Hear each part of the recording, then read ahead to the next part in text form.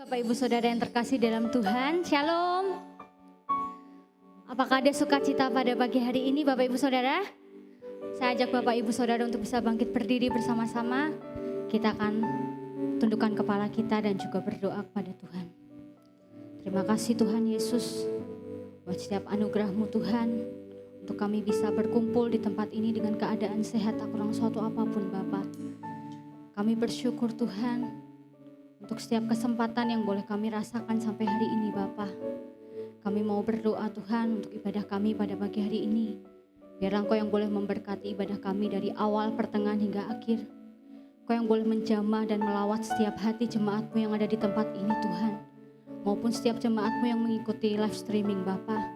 Kami percaya Tuhan Yesus, hanya lawatan-Mu yang boleh menyempurnakan setiap hadirat-Mu Tuhan. Terima kasih Bapa di surga. Hanya di dalam nama Tuhan kami Yesus Kristus. Haleluya, amin. Silakan duduk kembali Bapak Ibu Saudara.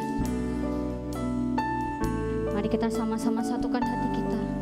Kita mau memberikan penyembahan yang terbaik bagi nama Tuhan. Terima kasih Yesus.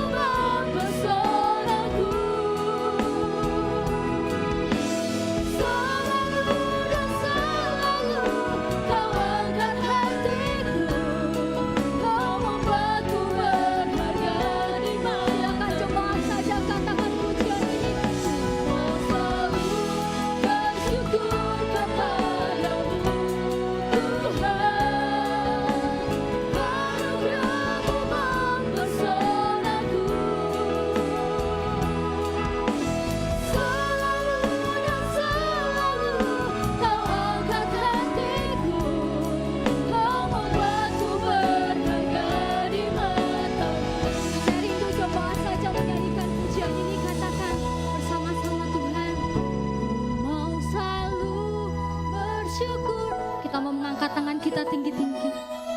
Katakan setiap ucapan syukur kita di hadapan Tuhan.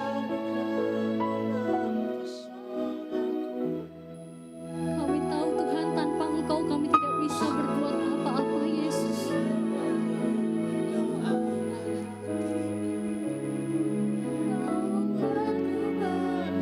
Kita mau imani pujian ini, katakan ku mau selalu bersyukur kepadamu Tuhan. Anugerah-Mu mempesonaku. Selalu dan selalu Kau angkat hatiku. Oh, aku berhanya di Engkau.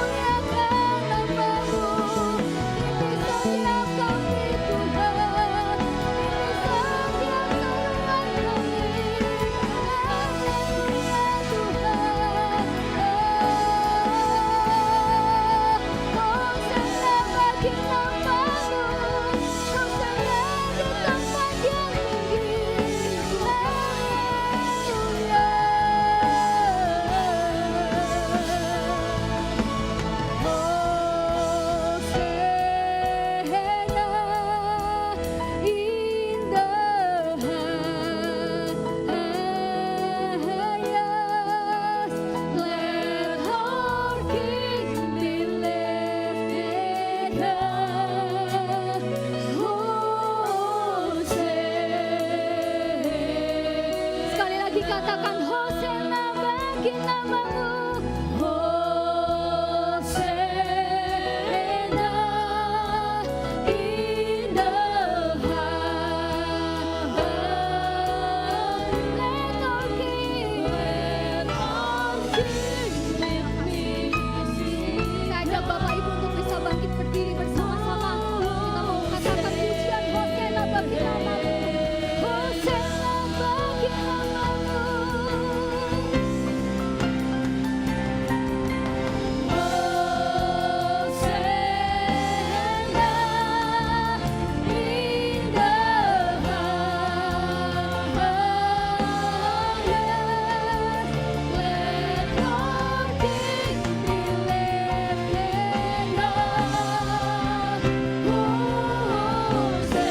Panggil nama Tuhan, serukan Hosana bagi namamu Tuhan.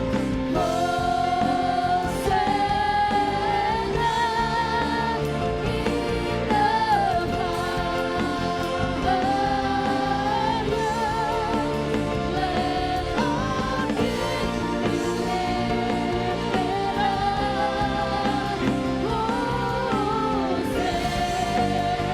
Sekali lagi kita mau katakan Hosana bagi namamu.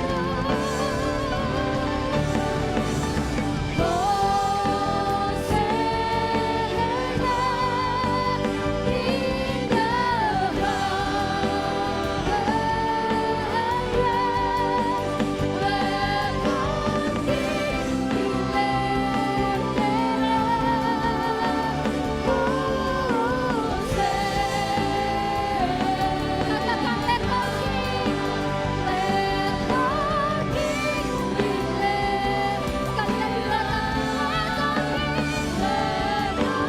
King be led. Let our King be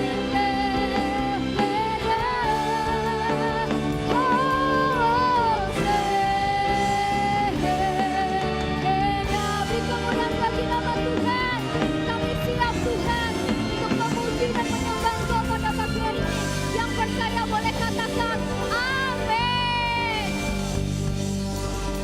Bapak Ibu, saya percaya di tempat ini Bapak Ibu datang dengan penuh sukacita, amin. Amin. Saya ajak Bapak Ibu untuk bisa sama-sama menari dan melompat bagi nama Tuhan, amin. Amin.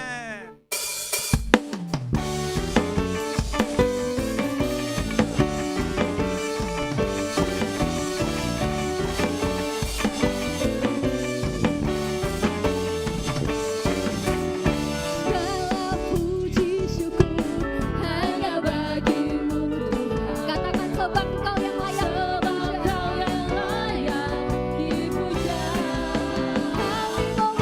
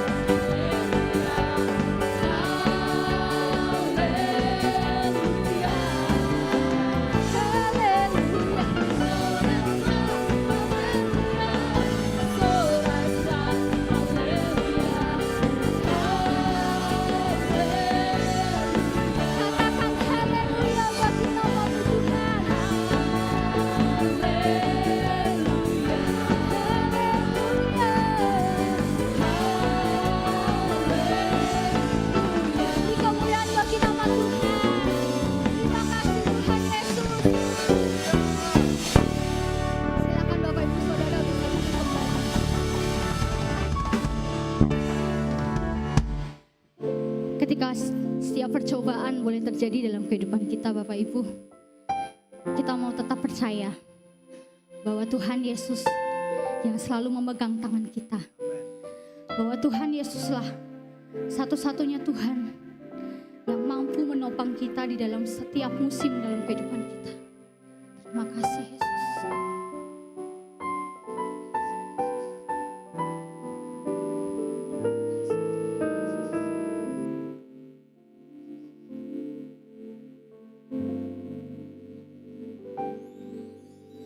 Semusim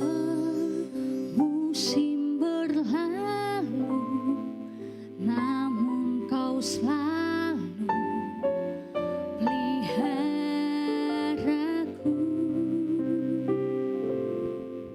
Kasih dan setiamu tak pernah layu di hidup. Bersama-sama kita mau katakan semusim berlalu Tuhan. Semusim berlalu, namun kau selalu peliharaku. Kasih dan setiamu tak pernah layu di hidup. Katakan lebih luas dari samudra. Kebaikanmu Bapa takkan habis di hidupku. Lebih tinggi dari cakrawala, tak terbatas kasih-Mu. Sungguh ku bersyukur. Ini setiap pengakuan kami Tuhan. Kami percaya Engkau menyertai kami Yesus. Semusim berlalu, namun kau selalu peliharaku.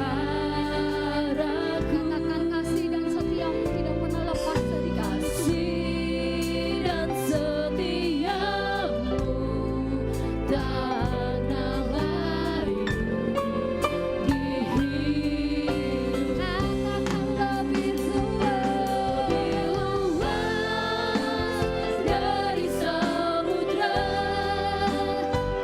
Kebaikanmu Bapa takkan habis di hidupku. Lebih tinggi dari cakrawala, tak terbatas kasih-Mu. Sungguh ku bersyukur. Sekali lagi katakan lebih Dari samudra. Kebaikanmu Bapa takkan habis di hidupku. Lebih tinggi dari cakrawala, tak terbatas kasih-Mu. Sungguh katakan lebih luas dari samudra. Kebaikanmu Bapa takkan habis di hidupku. Lebih tinggi dari cakrawala, tak terbatas kasih-Mu.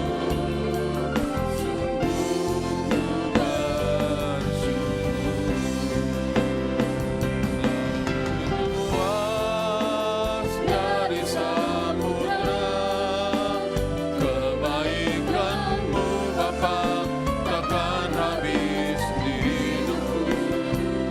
Lebih tinggi dari cakrawala,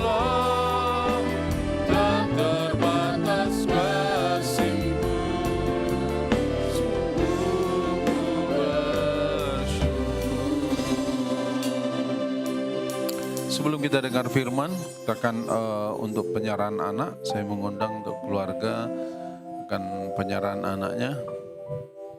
Silakan Bapak dan Ibu maju ke depan. Ya. Mereka punya anak kembar.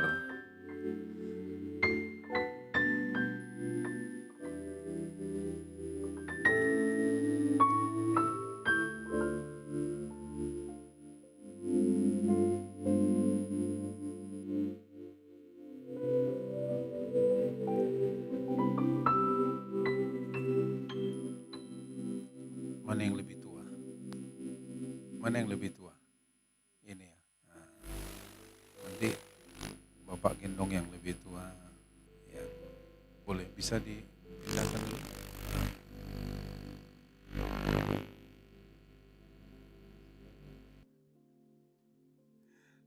Ya, sebentar.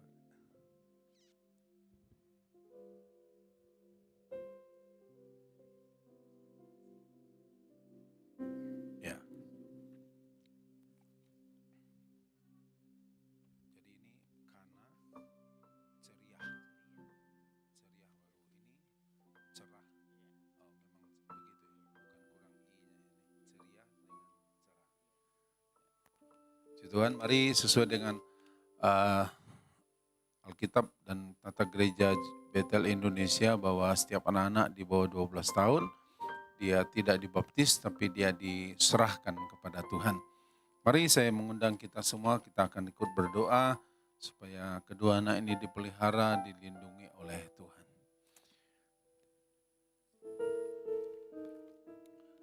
Bapak, terima kasih untuk hari ini Tuhan, untuk anugerah-Mu dan atas iman daripada kedua orang tua ini Tuhan, yang membawa anak ini untuk datang kepadamu, untuk diserahkan ke dalam pemeliharaan-Mu Tuhan. Bapak, terima kasih, kami bersyukur kepadamu untuk hari ini Tuhan. Kana ceria waru, hari ini sesuai dengan iman dari kedua orang tuamu, dan engkau diserahkan kepada Tuhan Bapa di surga. Dan hari ini engkau menjadi milik kepunyaan Tuhan. Tuhan menetapkan dalam kehidupan untuk menjadi pribadi yang tangguh, yang kuat. Dan engkau akan melihat bagaimana Tuhan bekerja dalam hidupmu. Tuhan, engkau pelihara dia, engkau jaga dia dan engkau lindungi anak ini. Berkati dengan semua yang terbaik Tuhan boleh berikan dia. Dia dalam tubuh kembangnya, tubuh jiwa dan rohnya dipelihara oleh Tuhan. Terima kasih Bapa di surga, terima kasih Tuhan. Kami juga berdoa untuk Kania cerah waru. Kau menyerahkan engkau di dalam nama Bapa, Anak dan Roh Kudus, yaitu dalam nama Tuhan Yesus Kristus.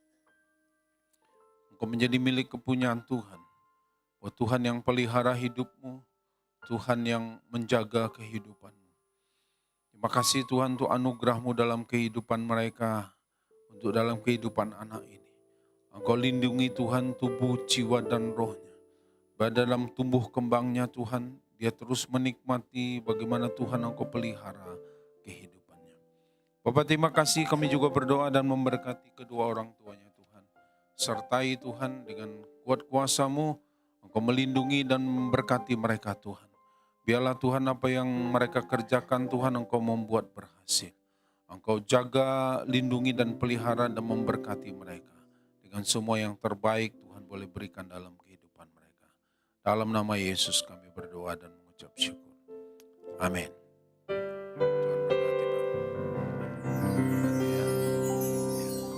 Puji Tuhan. Terima kasih untuk teman-teman yang boleh melayani kita di musik pagi hari ini. Puji Tuhan. Shalom Bapak Ibu. Ya, puji Tuhan. Hari ini kita akan belajar dari firman Tuhan. Sesuatu yang kita boleh belajar, saya beri topiknya hamba yang setia dan hamba yang jahat. Nah, dalam proses menanti kedatangan Tuhan yang kedua kali, saudara, Tuhan berulang kali memberitahu bahwa kita ini bagaikan hamba yang menanti kedatangan Tuhan. Tuhan itu maksudnya Tuhan. untuk yang kedua kalinya. Nah, dalam proses penantian kita menanti kedatangan Tuhan yang kedua kalinya, ada banyak hal yang harus kita buat. Nah, hari ini kita akan mau belajar, kita tidak ambil ekstrim kiri maupun ekstrim kanan, dalam arti ada orang yang menanti kedatangan Tuhan, kemudian dia dengan ekstrimnya, dia jual semuanya dan dia menunggu saja. Dan dia lakukan lebih banyak waktu berdoa, lebih banyak waktunya aktivitas yang lain dia hentikan, lebih banyak ke aktivitas rohani saja. Ada orang yang ekstrimnya masa bodoh, pokoknya Tuhan mau datang, datang aja, terserah aja. Nah, kita tidak mau seperti itu, karena dikatakan bahwa kedatangan Tuhan itu datang dia secara tiba-tiba dalam waktu yang tidak diketahui. Tetapi bukan berarti karena tiba-tiba orang tidak bisa tahu.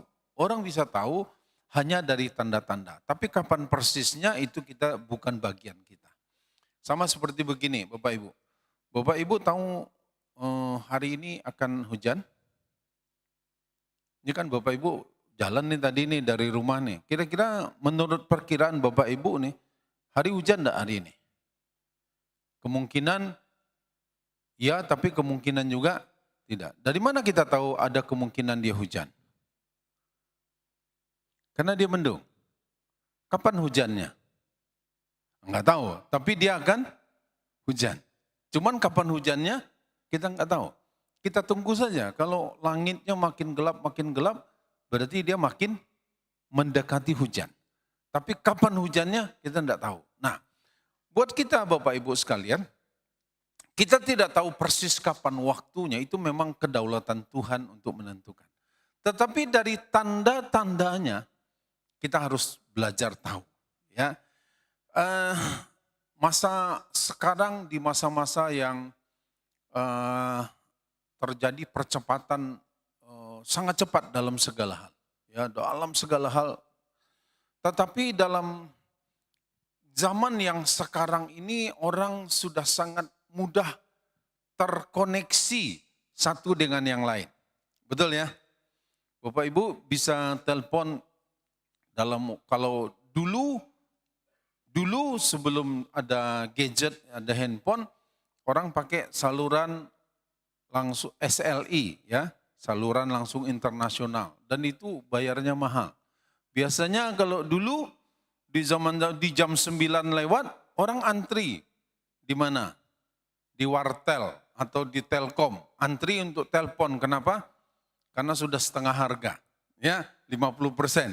Tapi itu dulu. Sekarang dengan sangat mudahnya, sambil kita makan, sambil kita duduk, sambil kita tiduran, kita bisa terkoneksi dengan orang-orang lain, nyambung. Dan kita juga, anak-anak sekarang juga dengan sangat mudah dia terkoneksi dengan apa saja di dunia luar. Dia belum pernah pergi ke Amerika, tapi dia bisa lihat Amerika dari handphonenya.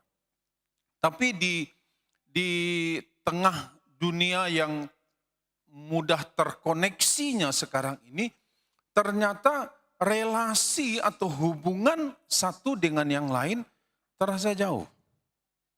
Ya, terkoneksi tapi hubungannya itu terasa jauh. Ya, kita keluarga nih, orang tua anak, berapa lama kita bisa ngobrol sehari, dalam sehari? Bisa 30 menit? Oh, itu udah bagus sudah. Ngobrol ya, bukan bercerita sambil lalu. Jadi di dalam orang semua sekarang dalam segala hal, semua banyak hal kalau kita bikin konten atau kita kirim sesuatu yang diharapkan orang apa? Berapa yang like, ya? Berapa yang kasih jempol, yang like, berapa yang suka. Tapi apakah mereka memberikan like itu, jempol itu, apakah tanda mereka mengasihi kita? Belum tentu juga. Ya, ini kenyataan dari dunia yang kita hadapi saat-saat ini. Ya, jadi Bapak Ibu, khususnya buat yang suka medsos, jangan tergiur dengan berapa yang like yang kita tampilkan. Kenapa? Karena mereka berikan like kepada kita, belum tentu mereka mewujudkan real love atau kasih yang nyata kepada kita. Ya, nah, dalam masa-masa yang dunia yang begini, Bapak Ibu, kita menghadapi situasi yang sangat berbeda. Perubahan-perubahan yang sangat cepat yang membuatnya mau tidak mau kita juga harus beradaptasi dengan apa yang sedang terjadi di hari-hari ini. Tuhan selalu katakan dalam konteks kedatangannya yang kedua kali, selalu dia memberitahu kepada dia adalah Tuhan, kita adalah hamba. Hari ini kita akan mau belajar tentunya bagaimana kita menjadi hamba yang setia, bukan hamba yang jahat. Supaya kita bisa belajar. Nah, kita akan buka dari Matius pasal yang ke-24 ayat 45 sampai 51.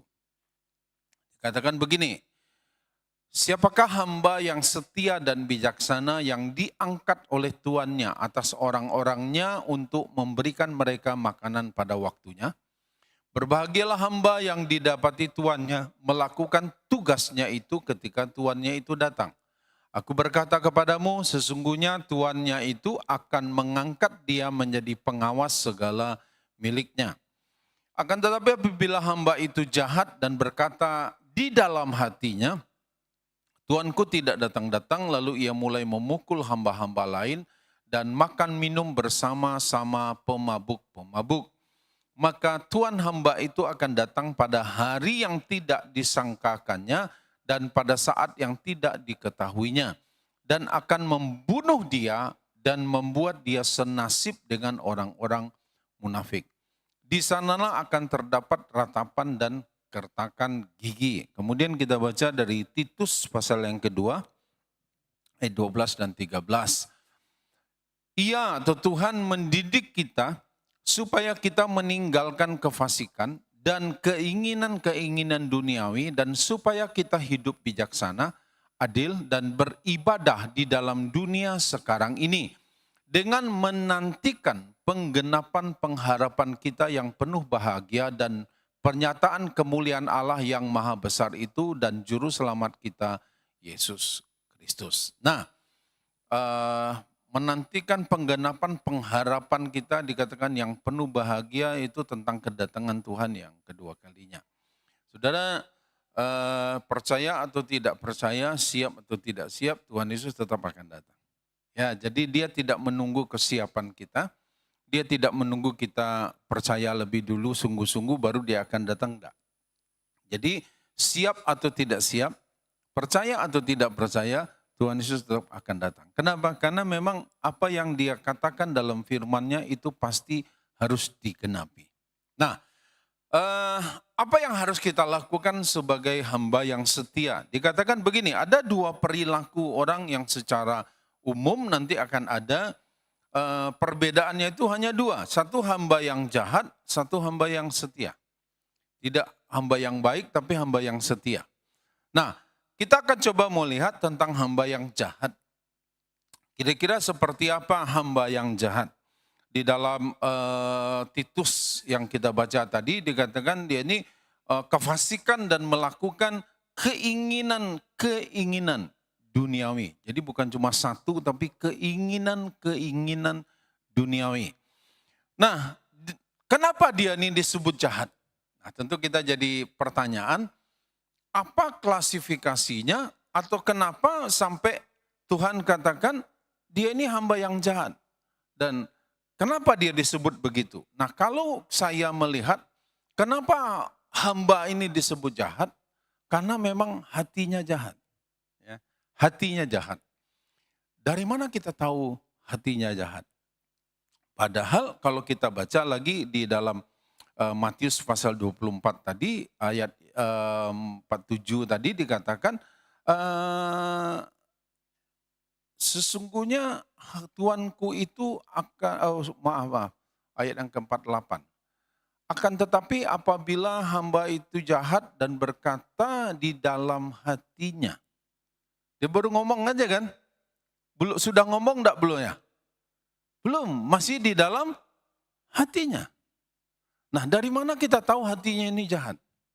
Nah, barulah kemudian ayat 49 berkata begini, dari mana kita tahu hatinya jahat? Dari apa yang dia lakukan. Hatinya jahat dan kemudian hati yang tidak kelihatan dengan orang lain karena dia ada di dalam dan orang pun tidak bisa menebak-nebak hati orang itu.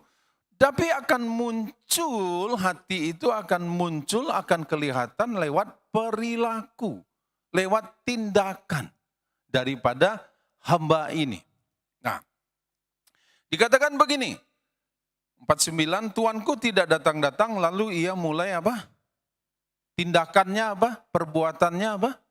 Memukul hamba-hamba lain, kemudian makan, minum, bersama-sama pemabuk-pemabuk. Nah, jadi ini bukan pemabuk yang naik kapal mabuk ya, bukan itu ya. Nah, tentu dia mabuk karena dia minum minuman yang membuat dia mabuk. Ya, nah, gini, kalau kita coba lihat ayat yang sebelumnya, sebetulnya sebagai hamba tugasnya ini apa? Ya, tugasnya. Ayat sebelumnya, tolong tampilkan. Ya.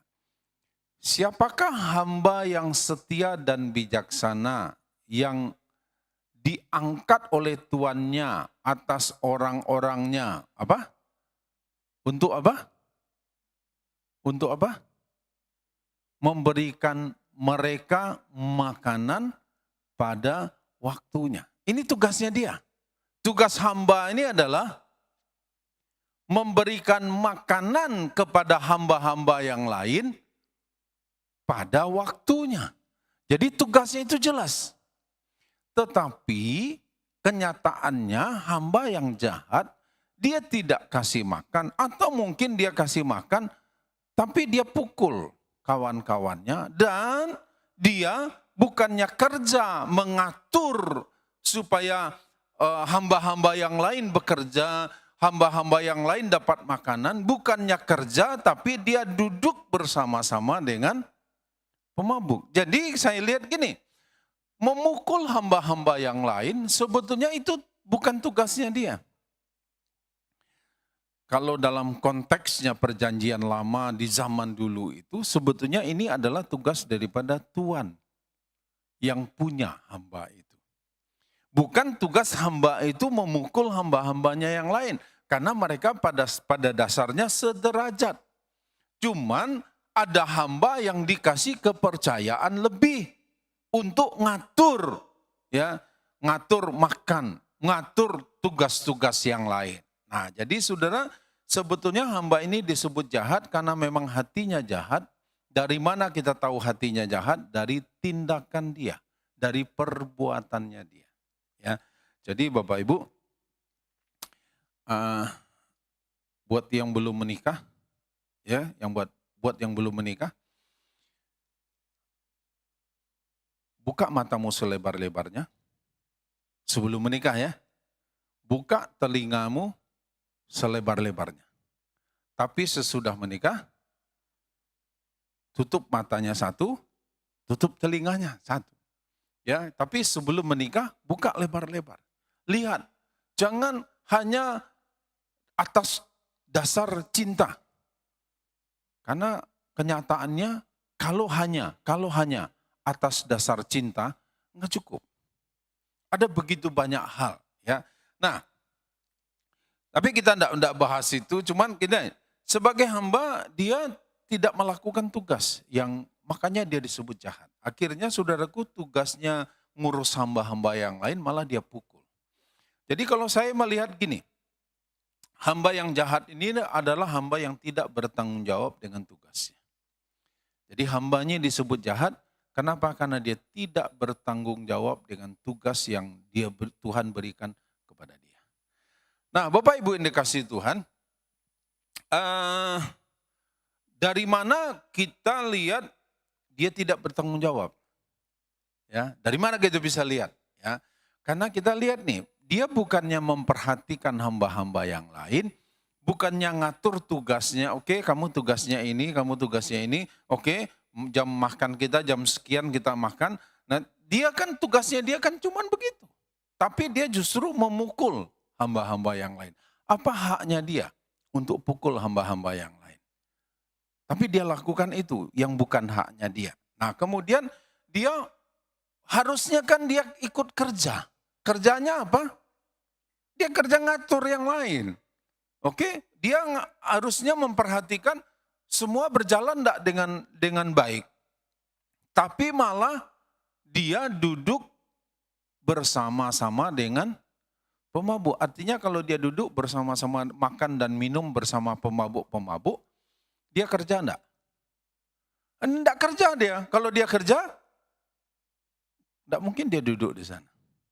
Kalau dia duduk dengan makan minum dengan pemabuk, kira-kira dia ikut mabuk enggak? Ini analisa kita aja. Kira-kira dia ikut mabuk enggak? Oh dia tahan, enggak mabuk dia, begitu. Dia punya pengendalian diri. Kalau dia punya penguasaan diri, dia punya pengendalian diri, enggak mungkin dia duduk di sana. Artinya apa? Dia pasti juga mabuk. Mungkin hari pertama enggak, hari kedua tidak. Tapi karena makin lama dan jahatnya iblis, dia tidak tiba-tiba datang dalam bentuk menyeramkan buat kita. Dia tidak tiba-tiba datang orang langsung merokok dan kemudian paru-parunya sakit. Enggak. Orang minum minuman keras, seloki, sebotol, enggak tiba-tiba langsung ususnya rusak. Enggak. Yakinlah, enggak akan terjadi begitu. Tapi seiring dengan perjalanan waktu, sesuatu yang yang kita masukkan dalam tubuh kita ini bereaksi dan kemudian dia akan menuntut lebih. Kalau hari ini satu seloki, besok 2 seloki. Kalau sudah 2 seloki, akhirnya dia tuntut sebotol. Kalau biasanya seminggu sekali, kemudian dia akan tuntut 2 kali, 3 kali, 4 kali seminggu dan akhirnya dia tuntut tiap hari. Kenapa saya bisa bilang begitu? Karena teman saya yang ngomong begitu. Karena dia apa? Awalnya juga enggak begitu. Awalnya orang merokok batuk-batuk enggak. Atau tiba-tiba langsung jadi pecandu aja, begitu sekali merokok pertama jadi pecandu, enggak. Batuk-batuk dulu kan, tapi lama-lama kan jadi biasa dan kemudian kecanduan. Nah, jadi ini saya katakan bahwa kenapa dia makan minum dengan pemabuk? Artinya salah pergaulan. Temannya salah. Dia salah pilih teman. Sudah enggak kerja, sudah enggak mau kerja, kemudian salah pilih teman. Jadi sudah. Kan pepatah nih bilang dulu nih, kalau orang masuk di kandang harimau, lama-lama dia jadi harimau. Ini kalau saudara yang ngerti pepatah nih, kira-kira saya tahu umurnya berapa. Nah, anak sekarang nggak tahu lagi kan, nggak ada di bahasa Indonesianya, pelajaran bahasa Indonesia sudah nggak ada itu. Kalau dulu di zaman-zaman saya SMP, SMA itu harus hafal, itu bagiannya. Nah, saudara, artinya di lingkungan di mana kita berada, nanti kita akan jadi seperti itu. Ya, kenapa? Karena faktanya kita lihat yang banyak akan mempengaruhi yang sedikit. Pengalaman bikin sekolah di Siberut dengan di Tua Pejat. Ya. Kenapa kok di Siberut ini udah dididik, tiba-tiba kemudian di kurun waktu tertentu balik lagi dia. Dan lebih lama prosesnya dibanding waktu itu sekolah di daerah di Tua Pejat. Saya coba amati kenapa kok bisa ya perbedaan. Padahal sama-sama orang Mentawai juga, sama-sama dari daerah juga. Kenapa kok bisa yang di Tua Pejat ini perubahan itu cepat? Saya coba amati, saya coba survei kira-kira, oh ternyata kalau di Mentawai, di Siberut, 95% itu anak dari Mentawai. 5% di luar Mentawai. Sementara di Tua Pejat itu 60% itu orang bisa dikatakan 50-50 bahkan lebih besar orang dari luar. Ada orang Batak, ada orang Nias, ada orang Jawa, dan kemudian ada orang yang Batman, Batak Mentawai maksudnya. Ya. Nah artinya ada orang Batak, bapaknya, ibunya orang Mentawai, atau sebaliknya ibunya orang Mentawai, Batak, bapaknya orang Mentawai. Jadi dan ternyata yang besar ini lebih kuat dia mempengaruhi yang sedikit. Dan akhirnya perubahan hidup anak-anak yang di sana itu lebih cepat. Kenapa? Karena yang banyak nih mempengaruhi yang sedikit. Ya. Nah saudara, jadi lingkungan di mana kita berada, kita yang harus memilih. Ya, kita yang harus pilih teman. Bukan tidak boleh bergaul, kita tidak boleh pilih-pilih, oh ini kita tidak boleh berteman. Artinya gini, dengan siapa kita bergaul, itu kita harus pilih. Berteman sih dengan siapa saja kita boleh berteman. Tapi bergaul kita harus memilih. Kenapa? Karena pergaulan kita itu nanti yang akan menentukan masa depan kita. Ya. Nah, jadi untuk ini Bapak Ibu dikatakan hamba ini jahat adalah karena dia tidak bertanggung jawab. Sekarang gini, Tuhan berikan kepada kita tanggung jawab masing-masing. Sudah sebagai orang tua, kita punya tanggung jawab adalah didik anak kita. Itu tugas kita. Sebagai jemaat ada tanggung jawab kita. Sebagai warga masyarakat kita punya tanggung jawab. Nah, mari kita mau bertanggung jawab dengan apa yang Tuhan percayakan kepada kita. Ya. Jadi masing-masing suatu saat Tuhan akan tuntut tanggung jawab dari kita. Ya. Apa saja. Saudara sebagai pegawai, saudara punya tanggung jawab? Ada tanggung jawab yang saudara harus lakukan. Sebagai seorang pengusaha, kita punya tanggung jawab juga. Jadi masing-masing kita ada tugas yang Tuhan berikan kepada kita dan kita harus bertanggung jawab dengan tugas itu. Kita coba lihat dulu dengan hamba yang setia. Dalam Titus juga dikatakan hamba yang bijaksana, adil, dan dia lakukan adil dan beribadah. Ya, nah, kenapa dia disebut hamba yang setia dan bijaksana? Karena dia melakukan tugasnya. Dia disuruh A, dia kerjakan A.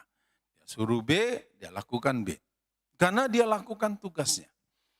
Nah saudara, jadi saya lihat gini, dia ini bertanggung jawab dengan tugasnya, bisa dipercaya, ya, bisa dipercaya dan berintegritas. Berintegritas ini artinya kalau Alkitab katakan kalau ya, katakan ya, tidak, katakan tidak. Ya, nah dia disebut hamba yang setia karena dia melakukan tugasnya. Dia bertanggung jawab dengan tugasnya, dia bisa dipercaya oleh tuannya, dan kemudian dia berintegritas. Saudara masih ingat beberapa waktu yang lalu saya sampaikan bahwa orang jangan hanya menjadi orang percaya, tapi kita juga harus menjadi orang yang bisa dipercaya. Dan yang lebih baik lagi kalau kita jadi orang kepercayaan. Ya, ingat ya. Jangan hanya jadi orang percaya, tapi kita jadi orang yang bisa dipercaya. Tapi kita harus tingkatkan supaya kita jadi orang kepercayaan. Ya, nah, saya melihat gini, satu quote ya. Bagaimana engkau memperlakukan orang lain? Ya, bagaimana engkau memperlakukan orang lain? Hal itu yang ada dalam pikiranmu. Ya, dan pikiran itu berasal dari hatinya.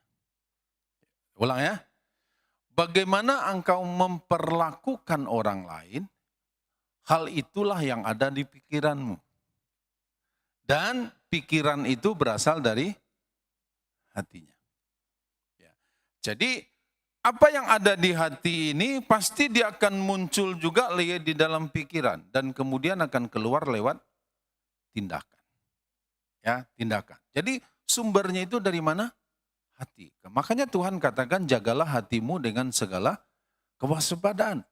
Bukan jaga pikiranmu, tapi jaga hatimu. Karena dari hati ini bisa segala yang jahat, bisa segala yang baik. Tergantung di orangnya.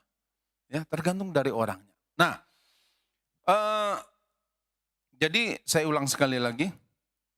Bagaimana engkau memperlakukan orang lain, hal itulah yang ada dalam pikiranmu. Dan pikiran itu berasal dari hatinya. Ya, sumber dari sana. Untuk menjadi hamba yang baik atau hamba yang jahat, hamba setia atau hamba yang jahat, itu pilihan. Itu pilihan. Dan kita yang memilih, mau jadi hamba yang setia, apa jadi hamba yang jahat. Tuhan memang memberikan pilihan, tapi kita yang harus memilih. Saya berdoa, kita semua memilih menjadi apa? Hamba yang setia. Amin. Amin. Jadikanlah hamba berkenan setia kepadamu. Ya. Nah, Bapak Ibu yang dikasihi Tuhan, sekarang kalau kita sudah memilih untuk menjadi hamba yang setia, ya tentu itu pilihan kita. Nah sekarang gini, bagaimana caranya supaya kita menjadi hamba yang setia? Bapak Ibu kepingin terus bertahan sampai akhir jadi hamba yang setia? Oke, ya kita lihat Titus pasal yang kedua ayat 12 tadi. Dikatakan begini. Tuhan mendidik kita supaya kita meninggalkan apa? Kefasikan dan keinginan-keinginan duniawi. Caranya supaya kita menjadi hamba yang setia, karena pada dasarnya dosa itu memaksa kita menjadi hamba yang jahat. Saudara, kalau ada makanan di depan kita. Ini enggak usah cerita tentang kasih, tentang apa. Ada makanan dan ada dua orang yang sama-sama lapar. Ini saudara satu dan kemudian ada orang yang lain yang sama-sama lapar kita. Makanannya cuma satu. Kira-kira saudara akan pilih ke siapa? Halo? Loh, enggak salah, enggak dikurangi nilainya saudara. Dan salah ini pun enggak bikin kita masuk neraka. Enggak, cuma tanya aja. Kalau kira-kira nih sama-sama lapar nih, ada makanan cuma satu aja. Kita kasih dia atau kita makan duluan? Hah? Bagi. Masuk surga semua. Benar nih saudara. Padahal kalau kita tidak makan, kita akan mati. Kalau kita kasih dia hidup, kita mati. Kalau kita bagi dua, tidak cukup juga. Sama-sama mati. Kira-kira saudara akan pilih siapa? Saya sangat percaya saudara, dan sangat manusiawi. Kita akan makan duluan. Jangan pikirkan, oh ini harus ada tindakan kasih. Enggak, saya udah batasi tadi. Enggak, cuman alamiah aja. Kita akan makan duluan enggak? Makan duluan. Kenapa? Karena tuntutan dari daging kita ini akan begitu. Akan begitu. Nah, Bapak Ibu, dosa itu membuat kita itu jadi hamba yang jahat. Kenapa? Karena memang enggak ada yang baik dalam diri kita. Dosa itu menuntut daging kita untuk dipuaskan. Keinginannya untuk dipuaskan. Kalau saudara sedang difitnah orang, saudara sedang disakiti orang, saudara sedang dilukai orang, daging ini akan menuntut apa? Balas. Kenapa? Karena sudah 3 kali dia lakukan itu kepadamu. Masa engkau akan izinkan yang keempat kali lagi? Balas. Kalau enggak dia jadi kurang ajar. Nanti dia jadi Belanda minta tanah. Nanti dia akan begini lagi, dia akan begini. Tidak boleh engkau balas. Itu tuntutan daging kita. Keinginan duniawi itu wajar. Kenapa? Karena memang dosa itu menuntut daging itu untuk harus begitu. Daging itu akan membuatkan, memaksa kita untuk jadi hamba yang jahat. Nah, Tuhan mendidik kita. Setelah kita percaya kepada Tuhan Yesus, memang dosa kita ditebus. Tapi ada keinginan-keinginan daging di dalam diri kita yang memaksa kita, yang menuntut kita untuk terus berbuat dosa. Untuk terus melakukan dosa. Tapi sebaliknya, setelah kita menjadi percaya kepada Yesus, bukankah ada roh Tuhan di dalam kita bersama-sama dengan firman-Nya yang akan terus memberikan suara kepada kita. Suara yang halus, suara yang lembut. Engkau harus mengampuni dia. Engkau harus berbuat kasih kepada dia. Engkau harus lakukan yang baik kepada ini. Engkau harus terus memberikan pengampunan. Engkau tidak boleh balas fitnahnya dengan fitnahan juga. Engkau harus lakukan ini. Karena suara itu akan mendorong kita. Itulah cara Tuhan mendidik kita, saudaraku. Lewat roh yang berbicara kepada kita. Lewat firman-firman yang kita baca, yang kita dengarkan. Itulah firman, itulah kembali yang akan mendorong kita. Makanya Tuhan dikatakan bahwa dia mendidik kita. Mendidik kita supaya apa? Supaya tidak melakukan kefasikan. Supaya tidak menuruti keinginan-keinginan duniawi itu. Tapi pada prinsip, pada dasarnya keinginan itu akan terus ada. Ya, seperti tadi saya bilang kalau sekarang kita berbalik, sekarang setelah roh Tuhan ada di dalam kita. Mungkin kita akan berpikir yang sebaliknya. Tapi kalau tidak ada roh Tuhan dalam diri kita, maka yang kita pikirkan adalah diri kita sendiri. Nah, hamba yang setia adalah hamba yang juga memikirkan kehidupan hamba-hamba yang lain. Dan kan itu tugasnya. Memperhatikan hamba-hamba yang lain.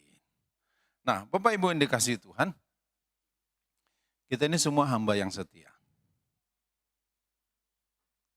Tidak ada yang setuju. Bapak Ibu, kita semua adalah hamba yang setia. Amin. Ya, kita percaya itu. Tapi saya kadang-kadang suka miring-miring juga, Pak. Oke. Kita percaya sekarang yang akan datang kita tidak miring-miring lagi. Amin. Yang suka miring-miring bilang amin. Nah, saudara, jadi kita, Tuhan katakan, kita harus jadi hamba yang setia. Ya, menjadi hamba yang Tuhan itu mendidik kita. Nah, Ibrani 12 ayat 10. Tolong tampilkan satu ayat tambahan. Ibrani 12 ayat 10. Dikatakan bahwa Tuhan itu mendidik kita. Bukan kalau kita baca dalam konteks Ibrani 12 itu, kalau orang tua kita mendidik kita hanya untuk yang ada di bumi ini saja katanya. Tapi Tuhan mendidik kita. Sebab mereka mendidik kita dalam waktu yang pendek sesuai dengan apa yang mereka orang tua anggap baik, tetapi dia, Tuhan menghajar kita untuk kebaikan kita. Supaya kita beroleh bagian dalam kekudusan. Tidak melakukan kefasikan dan tidak menuruti keinginan-keinginan duniawi. Makanya Tuhan mendidik kita. Saudara, firman Tuhan juga katakan, kalau kita dididik Tuhan, jangan marah sama Tuhan. Tuhan, kenapa ya Tuhan engkau bilang tidak untuk doaku? Kenapa ya Tuhan? Mengapa ya Tuhan? Dan mungkin banyak mengapa-mengapa yang lain. Mengapa begini Tuhan? Kenapa enggak harusnya begini aja Tuhan? Kadang-kadang memang kita suka ngatur-ngatur Tuhan ya. Tuhan harusnya begini Tuhan. Harusnya begini Tuhan. Seolah-olah kita bilang lebih hebat saya daripada engkau Tuhan. Makanya kita ngatur-ngatur Tuhan. Tapi itu orang yang di luar sana. Yang di sini enggak. Di sini hamba yang setia. Amin. Nah, saudara, jadi izinkan Tuhan mendidik kita, melatih kita. Mungkin ada banyak keinginan-keinginan kita yang tidak terpenuhi. Ada banyak keinginan-keinginan kita yang Tuhan berkata tidak. Ada banyak hal yang kita sudah prepare, sudah persiapkan, tiba-tiba di tengah jalan dia berbelok. Ada banyak hal yang kita sudah lakukan, kita rancangkan, begini, dan kita pikir itu baik. Ternyata di tengah jalan dia stop. Ya. Ada banyak hal yang kita sudah rancangkan, tapi belajarlah. Kalau Tuhan mendidik kita, tujuannya adalah untuk kekudusan kita. Nah, untuk itu Bapak Ibu, menjadi hamba yang setia adalah cara kita mempersiapkan diri menunggu kedatangan Tuhan Yesus. Jadi supaya kita didapatin setia untuk menanti kedatangan Tuhan yang kedua kalinya, Tuhan bilang gini, caranya bagaimana? Jadi hamba yang setia. Tidak menuruti keinginan-keinginan daging. Nah, Tuhan akan pakai segala cara. Dia tidak akan pernah kehilangan cara, dia tidak pernah kehabisan cara untuk mendidik kita. Amin. Termasuk melalui saya, termasuk melalui kami. Tuhan tidak akan pernah bisa pakai untuk mendidik Bapak Ibu, sangat bisa. Bahkan orang yang di sebelah kita, yang kita tidur seranjang dengan dia, yang kita sudah mengikat janji sehidup semati dengan dia, Tuhan bisa pakai untuk mendidik kita. Amin. Suami dan istri bilang amin. Siapa yang paling mudah mendidik kita? Adalah orang yang bersama-sama dengan kita. Dan kalau kita anak-anak, siapa yang akan mendidik kita? Orang tua kita. Ya habis gimana dia? Sudah ketinggalan zaman. Waduh, enggak bisa begini, enggak bisa ngikutin, enggak update dia. Bagaimanapun dia orang tuamu. Bagaimanapun dia adalah orang yang Tuhan titipkan engkau kepada dia. Dia mesti belajar bahwa itulah cara Tuhan mendidik. Seperti kita pun dididik melalui orang tua kita. Nah saudara, jadi cara kita mempersiapkan diri menanti kedatangan Tuhan itu tetap jadi hamba yang setia. Hamba yang setia yaitu hamba yang melakukan tugasnya. Secara umum, tugas kita adalah setia sampai akhir. Itu tugas secara umum. Setia kita sampai akhir. Secara personal, kita masing-masing punya tugas yang berbeda-beda. Ada yang saat ini dikasih tugas sedang kuliah. Ada yang dikasih tugas bekerja di pemerintahan.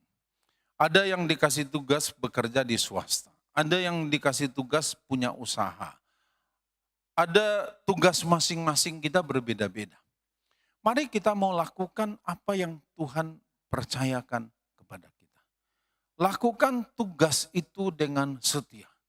Saya sering kali katakan kalau kamu kuliahlah lulus tepat waktu. Jangan gara-gara main-main banyak yang itu dan kemudian jadi molor dia. Gak boleh. Harus tepat waktu kuliah. Kalau boleh lebih cepat. Ya bukan hanya on time tapi kalau boleh overtime. Ya.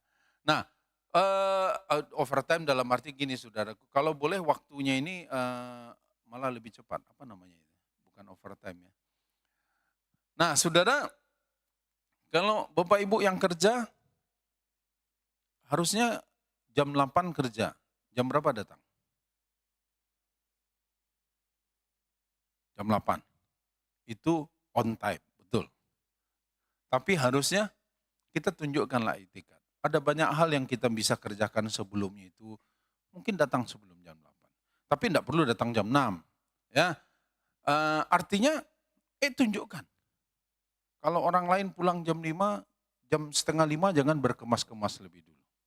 Ya kalau memang harus pulang lewat jam 5 enggak masalah. Tapi kan jam 5 itu jam berhenti kerja. Tapi kalau kita lihat ada banyak tukang, ini tukang ya, yang saya perhatikan aja. Kerja jam 8, mulai jam 8 dia baru datang. Jam 8 kurang dia sudah datang. Tapi dia siap-siap dulu, akhirnya setengah 9 baru mulai. Kemudian pulang jam 5. Setengah 5 dia sudah selesai cuci dulu. Betul jam 5 selesai. Dia tidak menyalahi, memang. Tapi sebagai hamba yang setia tentunya kita tunjukkanlah itikat yang baik. Ya, oke. Nah, menjadi hamba yang setia dengan cara melakukan tugas dengan bertanggung jawab. Ya, dengan bertanggung jawab untuk memperhatikan hamba-hamba yang lainnya. Jadi secara kita Bapak Ibu, tugas kita adalah saling memperhatikan. Kalau kita dipercayakan dengan satu tugas, ayo perhatikan hamba-hamba yang lain. Artinya hidup tidak untuk diri sendiri. Ya, tidak untuk diri sendiri. Tapi kita juga belajar memperhatikan yang lain. Berbagi dengan apa yang Tuhan percayakan kepada kita. Apa yang kita bisa buat, kita bisa lakukan itu.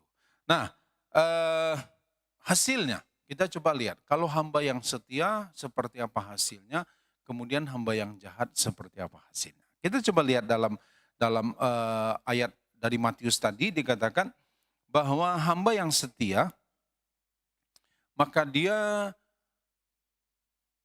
ayat 4:7, aku berkata kepadamu sesungguhnya tuannya itu akan mengangkat dia menjadi pengawas segala miliknya. Artinya begini Bapak Ibu, tuannya itu artinya kalau kita dalam konteks kita, maka Tuhan yang akan promosikan kita.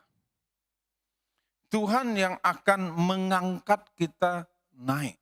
Mungkin orang lain coba menjegal, orang lain coba untuk menjatuhkan kita, tapi kalau Tuhan katakan pada waktu kita tetap menjadi hamba yang setia, tidak kompromi dengan dosa, maka Tuhan yang akan mempromosikan kita. Amin. Bapak Ibu percaya bahwa promosi datangnya dari Tuhan? Kita sangat percaya itu. Tuhan yang akan mengangkat. Bahkan kalau bagi hamba yang jahat dikatakan, ayat yang ke-50,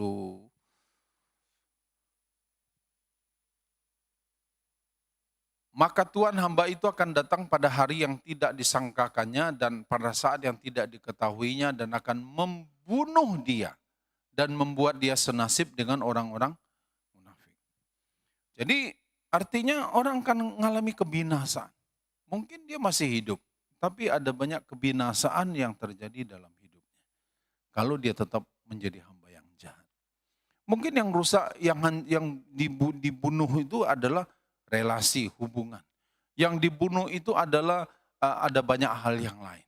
Ya, mungkin dia masih hidup, tapi ada banyak hal yang sudah mati. Rasanya mungkin tidak peduli lagi dengan yang lain, tidak punya empati lagi dengan yang lain. Nah, untuk itu Bapak Ibu yang dikasih Tuhan, ada lagi, menjadi hamba yang setia dan hamba jahat itu pilihan kita. Tuhan tidak memaksakan itu kepada kita, tapi itu pilihan kita. Tapi doa kita bersama. Biarlah hari ini kita tetap memilih menjadi hamba yang setia. Sampai kapan? Sampai nanti Tuhan Yesus datang. Itulah bukti bahwa kita orang yang menantikan kedatangan Tuhan yang kedua kali dengan kita tetap menjadi hamba yang setia dalam kehidupan ini. Mari kita berdoa. Terima kasih Bapak untuk hari ini Engkau mengingatkan kepada kami Tuhan, supaya kami tetap menjadi hamba yang setia, hamba yang berkenan kepadamu Tuhan. Terima kasih untuk setiap anugerah-Mu buat kami. Terima kasih Tuhan Engkau terus selalu memberikan kesempatan-kesempatan kepada kami untuk terus memperbaharui sikap. Engkau mendidik kami Tuhan, Engkau menghajar kami, Engkau melatih kami supaya kami menjadi hamba yang setia. Tidak melakukan kefasikan, tidak menuruti keinginan-keinginan duniawi. Bapa terima kasih untuk hari ini. Kami bersyukur kepadamu dan kami berterima kasih kepadamu Tuhan. Biarlah Engkau terus sempurnakan firman ini dalam kehidupan kami. Terima kasih Bapa di surga, terima kasih Tuhan. Mari Ibu saya undang kita bangkit berdiri. Bapak Ibu sudah menerima roti dan anggur? Adakah yang belum menerima roti dan anggur? Mungkin boleh angkat tangan.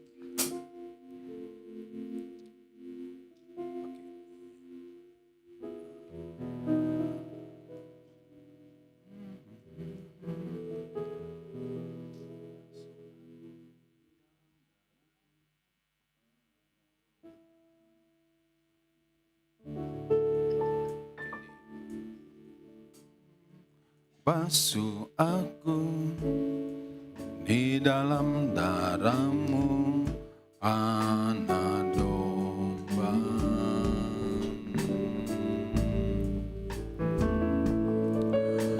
Jama bibir, tuluskan hati. hatiku dengan Roh-Mu.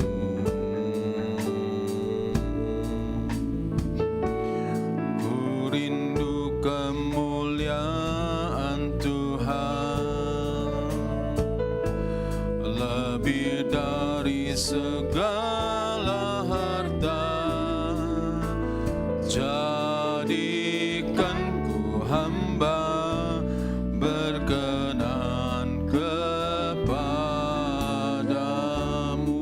lebih dari segalanya, lebih dari segalanya. Ku ingin Kau Tuhan, emas, perak, dan permata tiada artinya.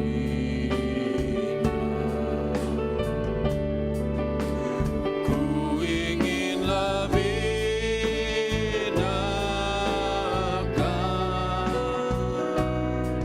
bersekutu denganmu.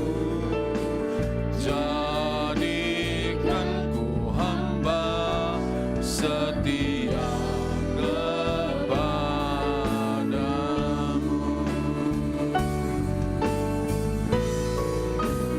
Lebih dari segalanya, ku ingin Kau Tuhan, emas, perak, dan permata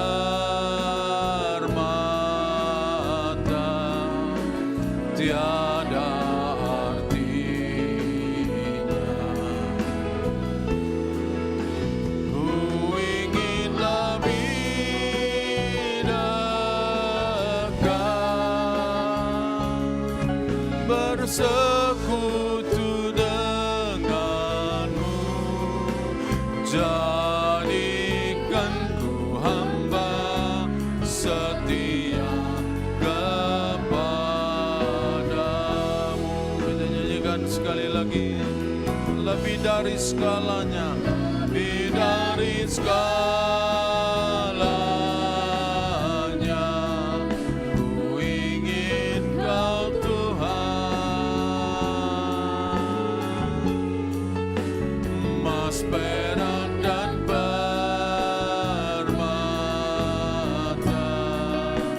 tiada artinya.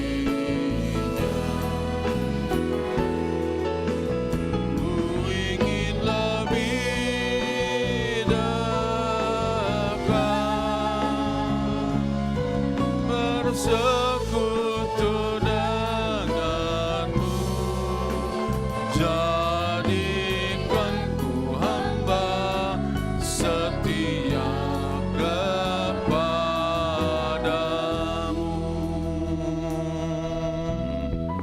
Mari kita pegang roti dan anggur di tangan kita.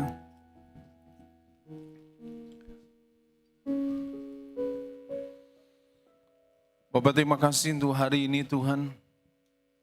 Engkau mengingatkan kembali kepada kami bahwa persekutuan kami dengan tubuh dan darah-Mu. Bila ini jadi satu momen juga dalam kehidupan kami, untuk kami terus mengalami pembaharuan Tuhan. Diingatkan kembali bahwa Engkau sudah berkorban mati untuk kami. Dan kami pun Engkau beri tugas Tuhan untuk memperhatikan hamba-hamba yang lain. Tidak untuk memukulnya, tidak untuk tidak bekerja. Memperhatikan tempat di mana kami berada, pergaulan kami, teman-teman kami. Terima kasih Tuhan, terima kasih Bapa. Biarlah kami jadi hamba-Mu yang setia Tuhan. Hamba yang melakukan tugasnya dengan bertanggung jawab. Menjadi hamba yang bisa dipercaya, yang berintegritas, bahkan bisa menjadi orang kepercayaan-Mu Tuhan. Bapak, terima kasih untuk hari ini. Kuduskan roti dan anggur ini Tuhan. Biarlah dalam persekutuan kami dengan tubuh dan darah-Mu, itu boleh menjadi layak buat kami semua. Mari angkat roti di tangan kita, dengarkan firman Tuhan. Sebab apa yang telah kuteruskan kepadamu telah kuterima dari Tuhan, yaitu bahwa Tuhan Yesus pada malam waktu ia diserahkan, mengambil roti, dan sesudah itu ia mengucap syukur atasnya, ia memecah-mecahkannya dan berkata, inilah tubuhku yang diserahkan bagi kamu. Perbuatlah ini menjadi peringatan akan aku. Saudaraku, bukankah roti di tangan kita melambangkan tubuh Kristus yang sudah terpecah bagi kita semua? Makanlah dalam nama Tuhan Yesus.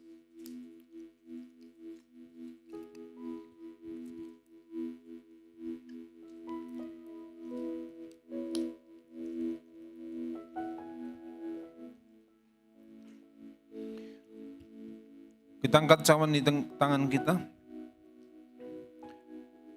Demikian juga ia mengambil cawan sesudah makan lalu berkata, cawan ini adalah perjanjian baru yang dimateraikan oleh darahku. Perbuatlah ini setiap kali kamu meminumnya menjadi peringatan akan aku. Saudaraku, bukankah cawan di tangan kita melambangkan darah Kristus yang sudah tertumpah bagi penebusan dosa kita semua? Amin. Minumlah dalam nama Tuhan Yesus. Mari kita mengucap syukur kepada Tuhan. Terima kasih Tuhan.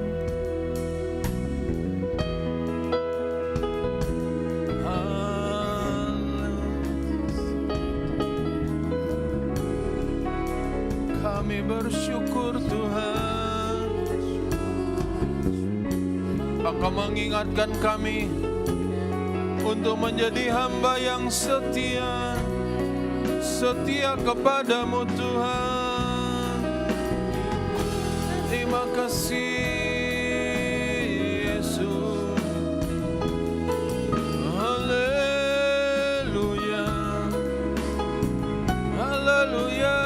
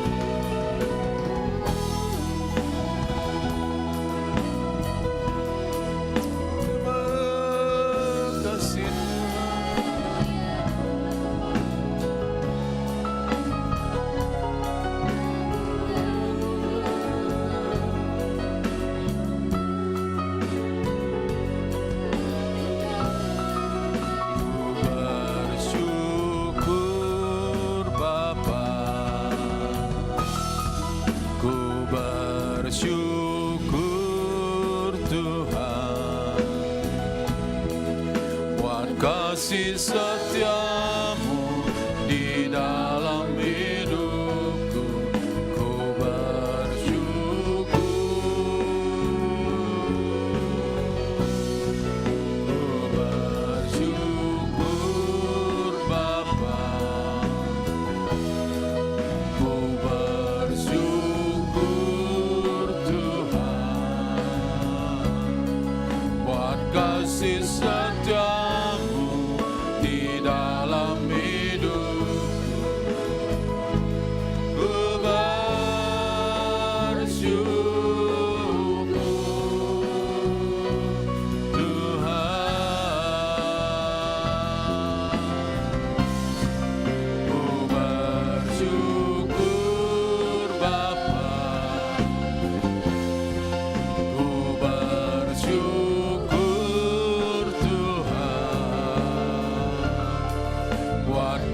kasih setiamu di dalam hidupku, ku bersyukur. Ku bersyukur Bapa, bersyukur Tuhan, buat kasih setiamu di dalam hidupku, ku bersyukur,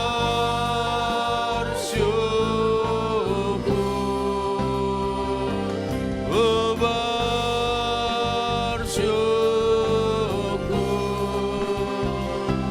ku bersyukur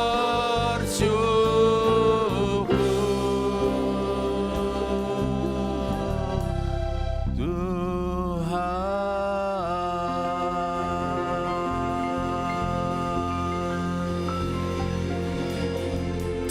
Bapa, terima kasih, kami bersyukur kepadamu Tuhan, dan kami berterima kasih kepadamu untuk setiap kasih dan anugerah-Mu dalam kehidupan kami.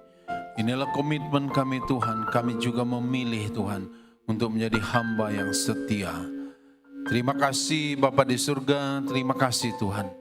Kami bersyukur kepadamu untuk hari ini, terpujilah nama-Mu Tuhan. Dalam nama Yesus kami berdoa dan mengucap syukur. Amin, amin. Silakan duduk kembali. Kita akan dengarkan suara gembala dalam minggu ini.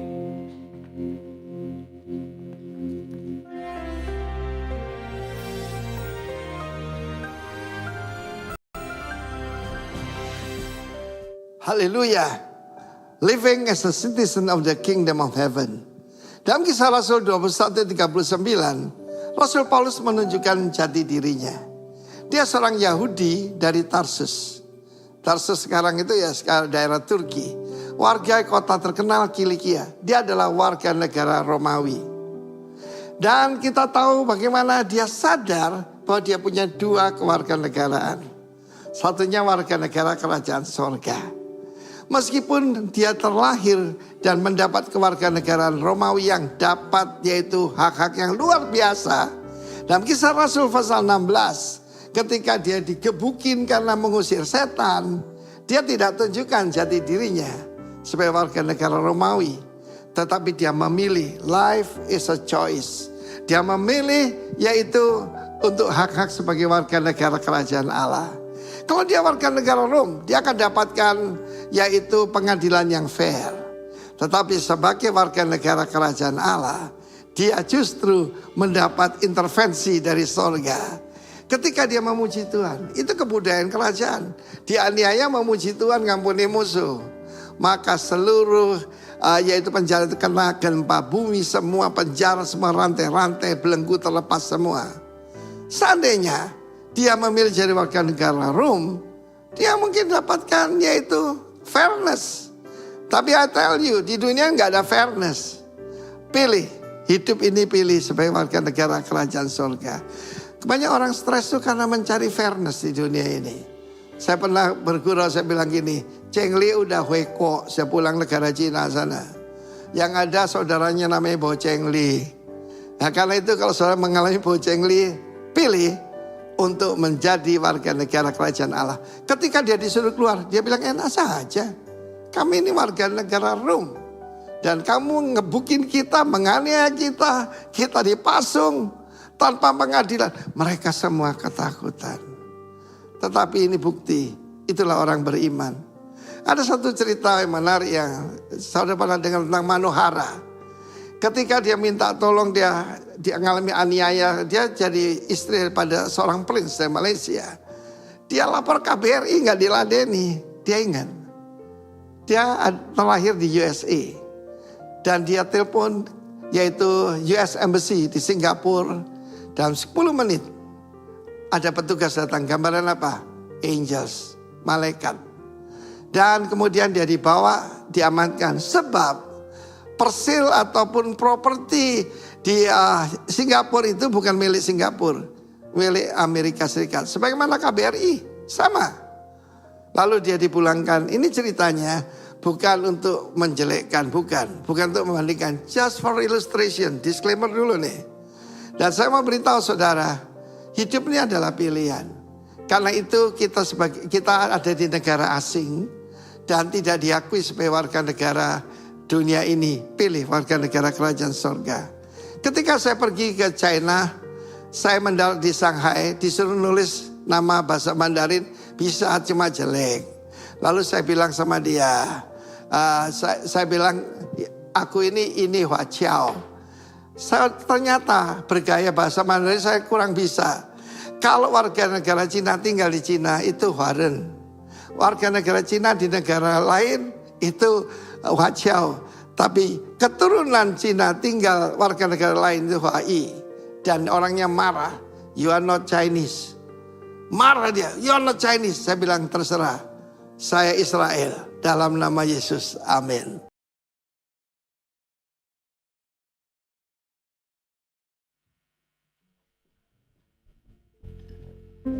Mari saya ajak Bapak Ibu Saudara untuk bisa bangkit berdiri kembali. Kita akan mengakhiri ibadah kita pada pagi hari ini. Nyanyi pujian bagimu, Tuhan, pujian bagimu, Tuhan, namamu besar dan layak dipuji. katakan bagian pujian bagimu Tuhan. Nyanyi pujian bagimu, Tuhan, pujian bagimu, Tuhan,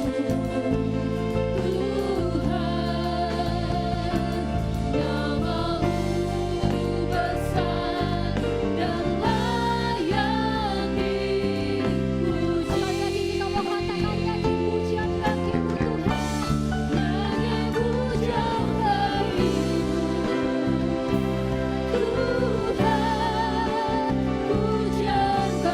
namamu besar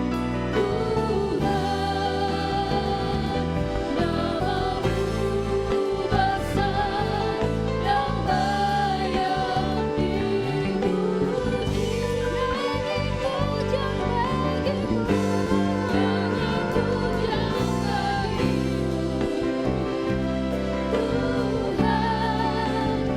Nyanyi pujian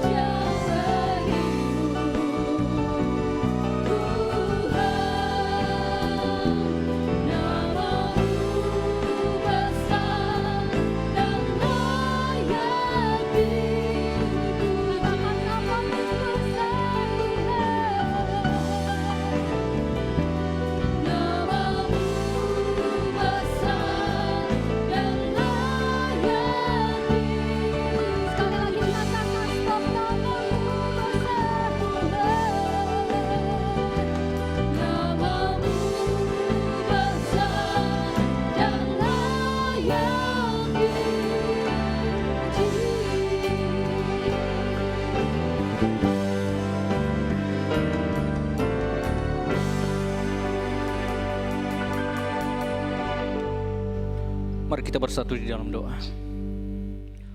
Bapa Surgawi, kami mengucap syukur buat kasih setiamu dalam kehidupan kami. Terima kasih Tuhan Yesus buat firman-Mu yang mengingatkan dan memberkati kami semua Tuhan. Bagaimana seharusnya kami menjalani hidup ini seturut dengan kehendak-Mu, seturut dengan rencana-Mu, yaitu taat dan setia kepada Tuhan. Terima kasih Tuhan, kami bersyukur. Pakai hidup kami Tuhan Yesus, senantiasa taat dan setia kepada-Mu ya Bapa. Terima kasih Bapa di surga buat Bapak Pendeta Yohanes Beni yang telah menyampaikan kebenaran firman-Mu di tempat ini Tuhan Yesus. Berkati hamba-Mu ini lebih lagi Tuhan Yesus dimanapun hamba-Mu ini melayani. Sertai dengan tanda-tanda hebat dan ajaib. Sehingga banyak jiwa-jiwa dimenangkan untuk kemuliaan dan hormat nama Tuhan Yesus. Terima kasih Tuhan, pada saat ini Tuhan kami berdoa Tuhan Yesus buat pemimpin gereja kami GBI Rock yang ada di pusat. Tuhan berkati dan lindungi Bapak Pendeta Timotius Arifin dan juga Bapak Pendeta Roni Daud Simeon beserta keluarga. Biar kekuatan daripada hamba-hamba ini Tuhan senantiasa ada dalam perlindungan dan pemeliharaan-Mu. Begitu juga Tuhan buat gembala kami di Sumatera Barat ini Tuhan. Berkati Bapak Pendeta Yohanes Beni dan Ibu Esther beserta keluarga Tuhan. Kekuatan dan kesehatan daripada beliau kami percayakan ke dalam tangan-Mu. Kami serahkan ke dalam tangan-Mu. Kami meyakini dan percaya bahwa penyertaan perlindungan pemeliharaan-Mu Tuhan sempurna. Terima kasih Tuhan buat pelayanan hamba-Mu di Sumatera Barat ini Tuhan Yesus. Pakai lebih lagi Tuhan untuk kemuliaan dan hormat nama-Mu saja. Bapa, kami juga berdoa Tuhan Yesus buat gereja cabang GBI Rock yang ada di Bukit Tinggi, yang ada di Payakumbuh, yang ada di Pangkalan, dan juga ada di Kepulauan Mentawai. Terima kasih Tuhan, berkati dan lindungi jemaat dan juga gembala yang ada di sana Tuhan. Berkati keluarga mereka, berkati usaha pekerjaan mereka Tuhan. Kami percaya Tuhan Engkau memberkati mereka dengan segala kelimpahan. Kami juga berdoa pada saat ini Tuhan buat bangsa dan negara kami. Buat para pemimpin bangsa ini Tuhan Yesus. Berkati Tuhan Bapak Presiden kami, Wakil Presiden beserta jajaran kabinet yang ada. Berkati TNI Polri Tuhan Yesus. Sehingga mereka boleh menjalani roda pemerintahan ini dengan takut dan gentar akan Tuhan. Terima kasih Tuhan, kami juga berdoa buat kota kami, Kota Padang. Berkati kota kami, Kota Padang Tuhan. Berkati seluruh pemimpin kota ini Tuhan Yesus. Berikan juga mereka roh yang takut akan Engkau Tuhan. Berkati dan lindungi kota kami. Jauhkan kota kami dan segala mara bahaya. Dan terima kasih Tuhan buat jemaat Tuhan yang boleh hadir di tempat ini maupun yang ada di rumah saat ini Tuhan. Tuhan Engkau tahu segala isi hati kami dan tersembunyi bagi-Mu. Sekiranya pada saat ini ada saudara kami yang sakit Tuhan, kami mohon anugerah kesembuhan turun atas kehidupan mereka. Tuhan sembuhkan mereka dengan bilur-bilur-Mu. Dan sekiranya ada saudara kami yang lemah Tuhan, kuatkan mereka Tuhan. Yang berbeban berat berikan kelegaan Tuhan, angkat beban mereka. Sehingga dalam setiap persoalan hidup mereka alami saat ini, ada jalan keluar di dalam nama Tuhan Yesus. Terima kasih Tuhan buat setiap jemaat yang boleh hadir di tempat ini saat ini. Berkati keluarga demi keluarga Tuhan Yesus. Berkati setiap anak-anak kami yang balita yang lagi sekolah maupun yang ada di perguruan tinggi. Berikan mereka kepintaran dan kecerdasan Tuhan. Sehingga pada saatnya nanti mereka boleh mendapatkan apa yang mereka cita-citakan. Dan demi kemuliaan dan hormat nama Tuhan saja. Berkati juga Tuhan jemaat Tuhan yang berusaha saat ini maupun yang bekerja Tuhan. Kami percaya Engkau oleh memberkati, memberikan kelimpahan Tuhan Yesus. Dan begitu juga Tuhan persembahan kami yang telah diberikan maupun yang akan diberikan pada saat ini. Baik itu persembahan diakonia, perpuluhan ataupun ucapan syukur. Berkati setiap tangan-tangan yang memberi Tuhan. Kami percaya juga Engkau oleh memberkati dengan segala kelimpahan yang memberi Tuhan Yesus. Terima kasih Tuhan Yesus buat siang hari ini Tuhan. Sebelum kami berpisah dari tempat ini Tuhan, kirimkan malaikat di sorga berjaga-jaga atas hidup kami. Sehingga kami boleh pulang ke rumah kami masing-masing dengan selamat dan tidak kekurangan suatu apapun. Dan terlebih dahulu kami rindu menerima berkat-Mu melalui perantaraan hamba-Mu. Saudaraku yang dikasih, mari kita angkat tangan kita, mengarahkan hati kepada Tuhan. Saudaraku yang dikasihi oleh Tuhan, pulang dan terimalah berkat yang berlimpah dari Allah Bapa, kasih, damai, dan sukacita dari Yesus Kristus anaknya, dan persekutuan dengan Allah Roh Kudus yang menyertai, menuntun dan membimbing kehidupan, mulai dari saat ini dan bahkan sampai selama-lamanya. Semua yang percaya dan diberkati, mari bersama-sama katakan, amin. Selamat hari Minggu, Tuhan memberkati Bapak Ibu sekalian, shalom.